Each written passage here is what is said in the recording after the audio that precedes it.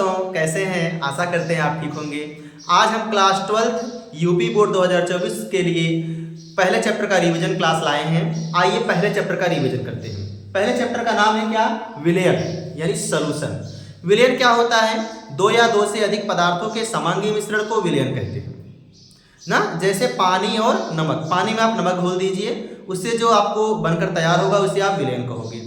तो आप देख रहे होंगे विलयन में पानी और नमक दो चीजें हैं, अर्थात विलयन के दो घटक होते हैं, एक विलेय होता है, दूसरा विलायक होता है। विलेय किसे कहते हैं? विलयन में जो घटक कम हो उसे विलेय कहते हैं, और विलयन में जो घटक ज्यादा हो उसे क्या कहते हैं? विलायक। तो आप देखिए पानी और नमक में नमक कम होगा तो नमक क्या होगा? विलेय, और पानी अधिक होगा, पानी क्या होगा? विलायक। अगर कभी कंफ्यूजन हो कौन ज्यादा कौन कम होता है, तो देखिए विलेय में 3 अक्षर है और विलायक में 4 अक्षर है। तो विलायक में 3 अक्षर माने कम है, तो विलेय बेटा विलयन में कम होगा, और विलायक क्या होगा? ज्यादा होगा। ओके, आगे हम देखेंगे अवयवों की मात्रा के आधार पर विलयनों को प्रकार। अवयवों की मात्रा के आधार पर विलयन के प्रकार। तो अवयवों के मात्रा के आधार पर विलयन 5 प्रकार का होता है। पहला तनु विलयन, दूसरा सांद्र विलयन, तीसरा संतृप्त विलयन, और चौथा असंतृप्त विलयन, और पांचवा अतिसंतृप्त विलयन। तो आइए देखते हैं तनु विलयन किसे कहते हैं। तो जिस विलयन में विलेय की मात्रा क्या हो? कम हो।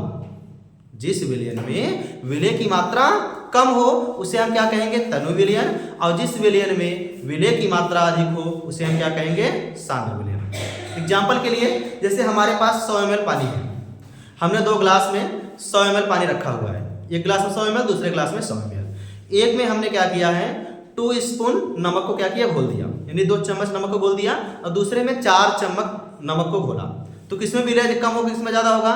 जिसमें हमने क्या किया? 2 चम्मच डाला उसमें विलेय की मात्रा कम है, जिसमें 4 चम्मच नमक डाला या फिर चीनी डाला उसमें विलेय का मात्रा क्या है?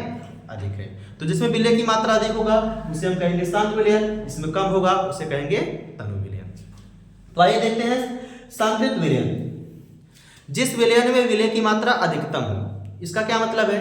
जैसे हमारे पास 100 ml पानी है, उसमें आप 1 चम्मच नमक डालेंगे घुल जाएगा, 2 चम्मच डालेंगे घुल जाएगा, लेकिन एक समय ऐसा आएगा कि आप उस पानी में और ज्यादा नमक ना घोल पाए, तो उसे कहते हैं संतृप्त विलयन।